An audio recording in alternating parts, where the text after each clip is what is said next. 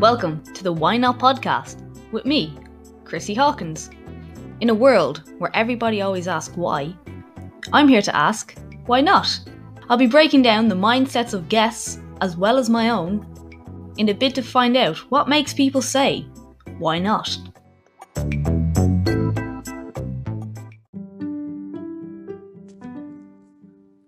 Welcome to the Why Not podcast, hosted by Chrissy and Yvonne.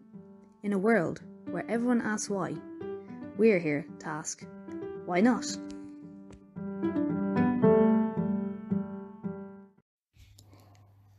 Hi, my name's Chrissy. I'm a personal trainer, gym enthusiast, and part-time equestrian.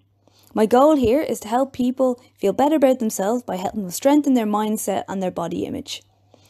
And I want them to be able to do things that they never thought they could believe possible. So if that sounds like something you want to do, I want to help you.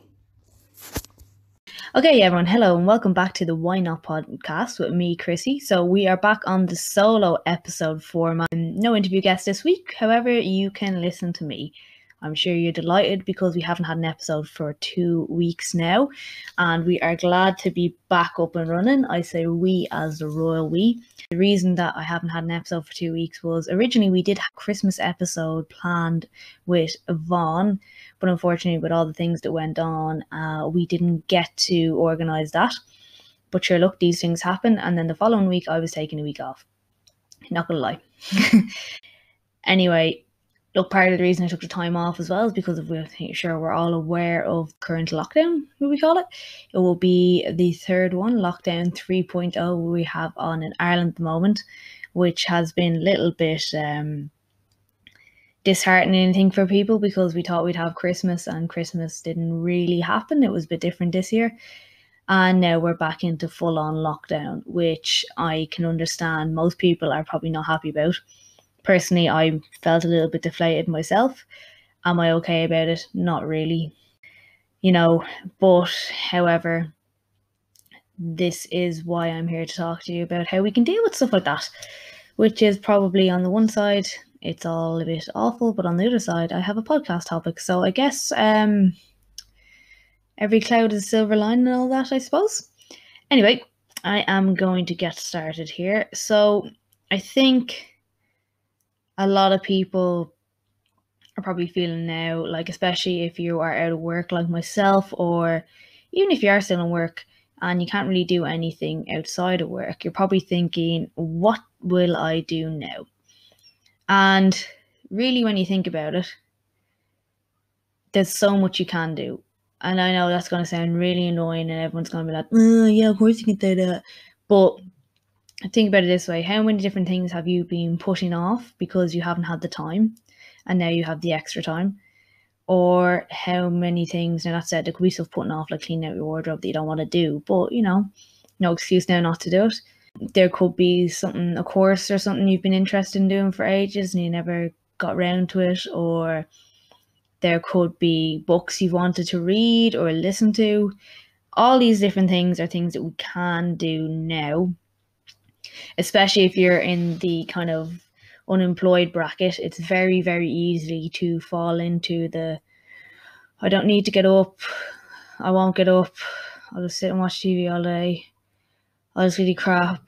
And then eventually you're going to feel very lethargic and worn out with everything, even more than you already are.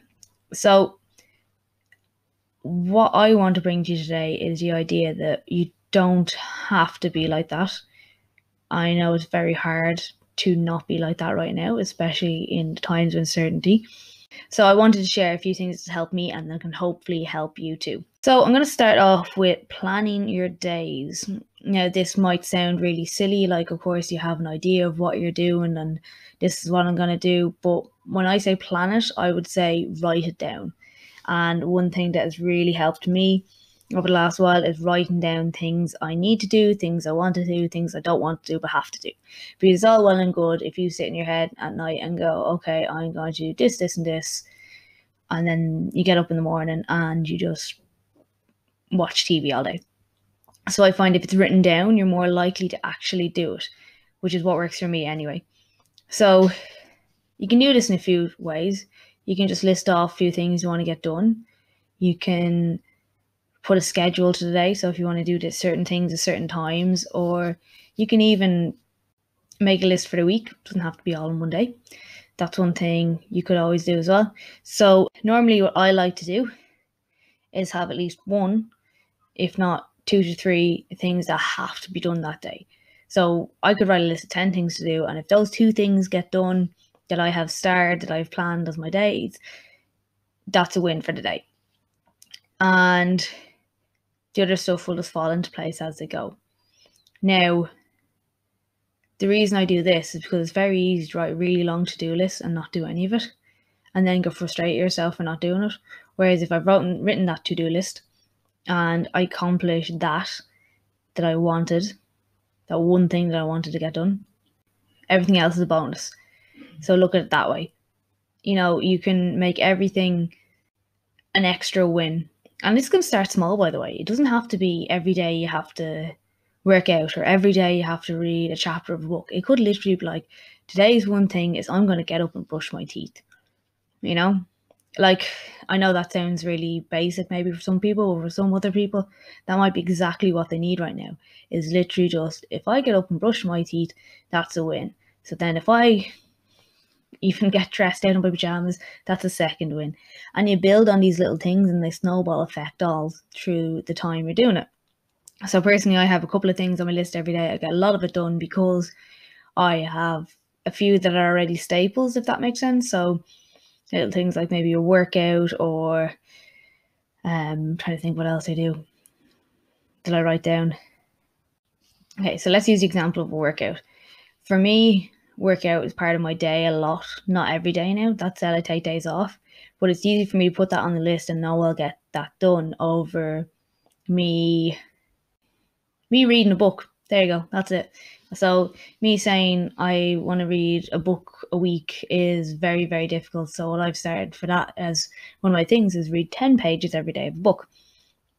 And that's a start for me. So say, for instance, this could be like your thing. Your thing could be go for a 15-minute walk every day, or your thing could be turn off the phone for 10 minutes, or anything like that. So it can be as big or as small as you want it. And also, I would suggest don't try and do everything at once. So don't decide when you're scheduling your day, if you haven't been training and stuff like that, or you're going to work out, you're going to eat perfect, you're going to, I don't know, go for a 5K run every day, anything like that. I would suggest start with one.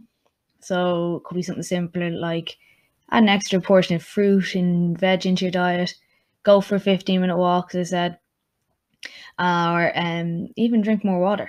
These can be all simple things. It doesn't have to be big. And then every week you can add on a new habit as you're doing it. As they become habits, it becomes easier. And every time you have that written down, you kind of have an idea for your day.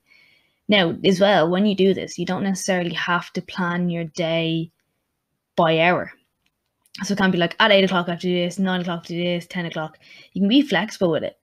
You can just try and get them done. So in my case, I tend to have one or two or three things, maybe things that I already have a thing, like say I have a Zoom class I have to do, something like that. They are nailed in to a certain time, but that doesn't mean everything else of the day has to. So I might as well, even through the day, I might have planned things for certain times and I just change them, or other things I just write my to-do list and I don't have a time for them, or I'll group them together for certain reasons. Like say if I'm already out, say if I go horse riding, if I'm already out and I want to go to shop, I'll do that while I'm out instead of going out and back and out and back, because I'm more likely to not do one if I'm making multiple journeys. Now that's what works for me. I don't know, some people might find it a lot easier if they have a structure where it has to be done at this time, on this hour, at this point. Again, completely up to you what way you do it. I would just say I just find it very helpful for myself personally. And having a structure to the days when you don't have structure from work or other social commitments or anything like that can really, really help you get through the day, because as I said, like myself, I've gotten lost and a little bit confused with what to do. But at least if I have this set up for the day, it means I feel less lost, I think. And I think we thrive on routine as humans. So that's probably why another reason these lockdowns have been very difficult because it's taking away the routine for a lot of people, and they need to find it somewhere else. So if you make your own routine and structured over time, you will feel better over yourself in the long run. I think personally, again, varies from person to person, but as we are creatures of habit and like routines, I think creating a routine when you have none can really help you feel like you have a direction in a time where everything feels chaotic. Chaotic is a word, I think. Definitely chaotic. So the other thing I want to say as well is, if you have written a list and you don't get everything done, don't beat yourself up about it. You're not going to be perfect every day. As I said, because everything's so chaotic right now, like that, our reactions are chaotic. So you're going to have good days and bad days. You'll have a day where you'll get everything on your list and then 10 other things. And then you might have a day where you just get that one thing done. And that's why it's important to have one, like 1 to 3 max, I say. But 1 is a good start, especially if you're only starting this. So you get that one thing done, you've still won the day. And even though it's a terrible day, it could be a terrible day, at least you've done that one thing.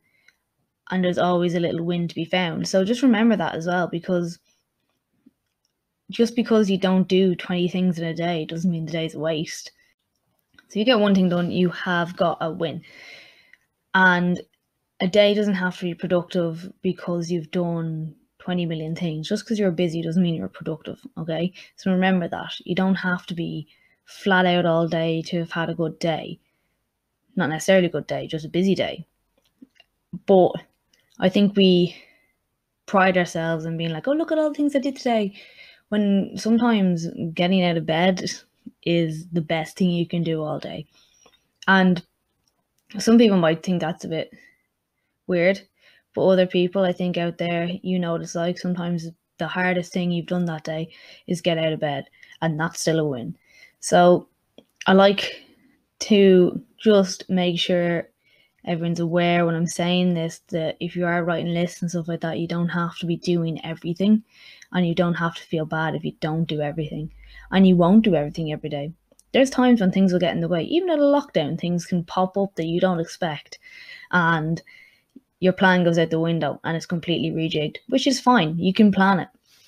Sorry, you can only plan for so much.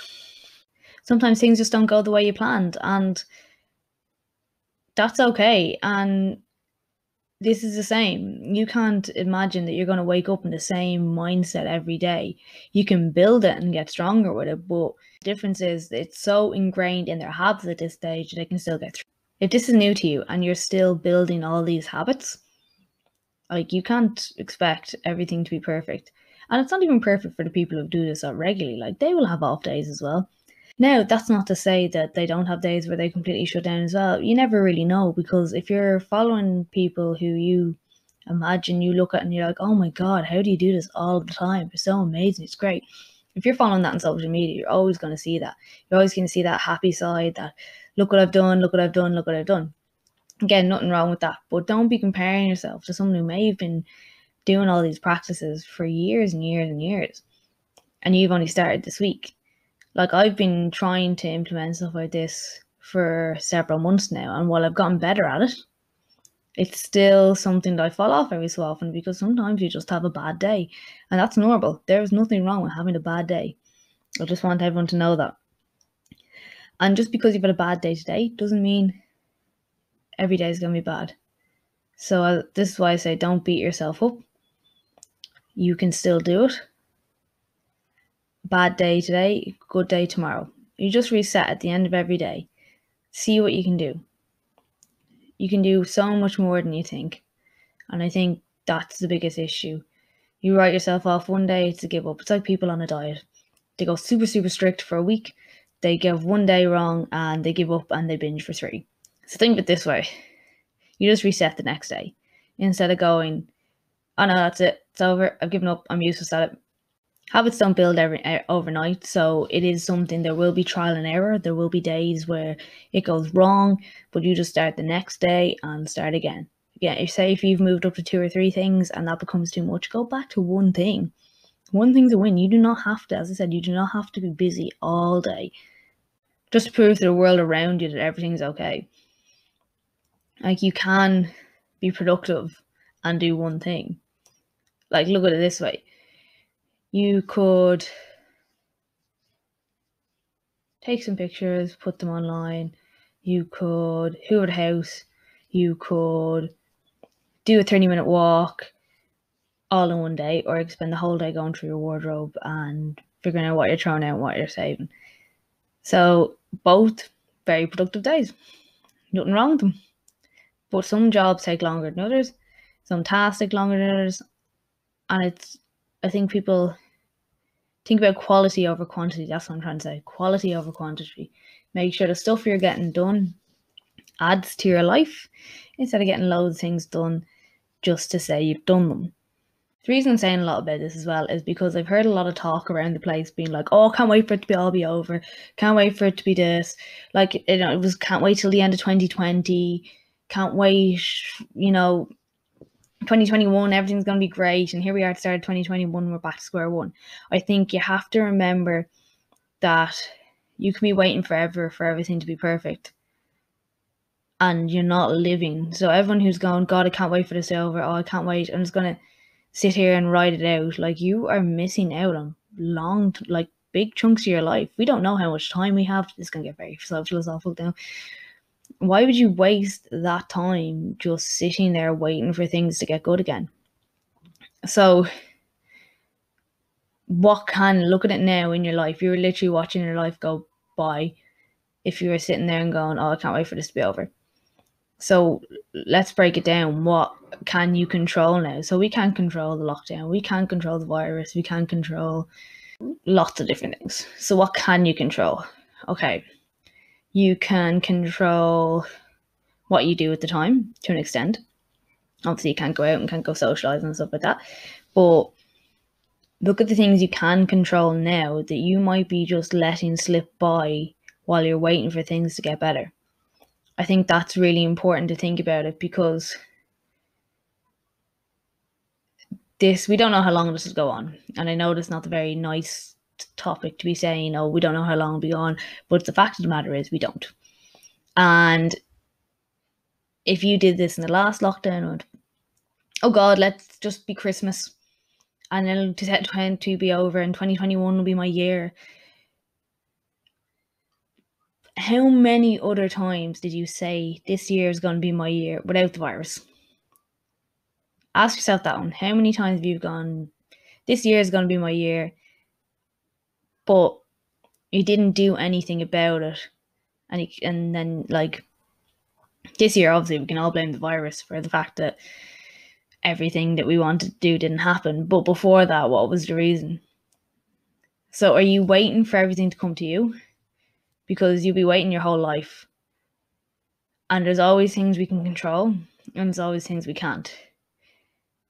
Right now, it's more obvious than ever of the things we can't control.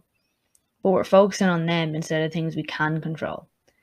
My old manager used to always say that control the controllables and everything will fall into place. Not everything will fall into place, but you can get, if something bad happens, you have a lot of things in place already. So look at your life right now. Look at what you can control, and you take full control of that and own it. And this is where you're going to make a difference in this lockdown. What can you do? Not what can't you do. You drive yourself mad looking at all the things you can't do right now. List them off. We know it. Can't go to the pub, can't go on holidays, can't do this. If you spend all your time waiting for the summer to go on a holiday that we don't even know you can go on yet, you'll be miserable for 6 months. Whereas, okay, what can I do now? Okay, I can get out for a walk where I am. I can try and focus on my diet. I can take up meditation, stuff like that. Any little things that you can think of that you can do. So there is so many things you can do, and you have to remember that. I just want to say, while I am saying all this, I am fully aware it's not easy. I have had low days myself. At the very start of this, I literally took days off just to come to terms with it and accept it. and I wanted to bury my head in the sand and forget about everything. But I realised all that was doing was making me more miserable. So that's why I decided to grab the bull by the horns and completely, slowly try and change how I felt and make myself better day by day. Now look, I'm at the start of this. I've practiced it a few times before. I go through waves. I'm never perfect. I don't expect to be perfect. But I know when I make these structures, it works. And I know when I don't, I get miserable and mad at myself and ask myself why I'm not doing it. So, is there things that you're not doing and you're getting mad at yourself and you're wondering why you're not doing it? Because that's a big sign already. Like, if that's something you're questioning, it's time for you to take control of it and go, okay, right, what do I feel like I should be doing? And by the way, make sure these are things that you want to do, not because you saw someone online who does it regularly and they're always like, I'm so happy. Or your friend says it. Like, there's some things you're not going to want to do, and don't do them if you don't have to. I'll never say, hey, I go running because I don't like running and it helps me mentally because it's hard. I'm not going to say everyone should run. Like, some people hate running. They don't want to run. I don't even like running. So I just want to say that, just remember that. Like, make sure the stuff you're doing for you, you're doing for you. That's the main takeaway. Do it for yourself, not for other people. You don't have to be everything to everyone. You don't have to do stuff because other people say, hey, it's great, let's do it. Do it for you. So yeah, I think that's pretty much everything I have to say today. I do find it a lot harder to do the podcast on my own. Trying to get myself to 25 minutes, half an hour of just me waffling is very, very difficult. I have so many notes here today and I still went off and confused myself and I don't know what I'm doing. But sure, look, guys, if you like the podcast, please share for us. I would love to hear your feedback as well. If there's any topics you would like me to discuss, please let me know. If you are looking for me, you will find me on Instagram at ChrissyHFit. And also I'm on TikTok, acting the fool at ChrissyHFit. So thank you again for listening today.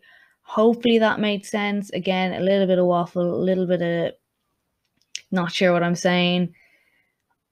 So much going on in my head and I can't get it out in words. But sure, look, this is why we do it. Is it? I don't know. Do it for the fans, all two of you.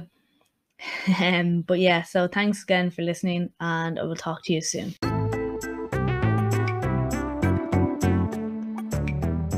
Thank you again for listening to Why Not. Please hit that subscribe button or leave a review. And if you have any suggestions or feedback, feel free to hit me up on social media.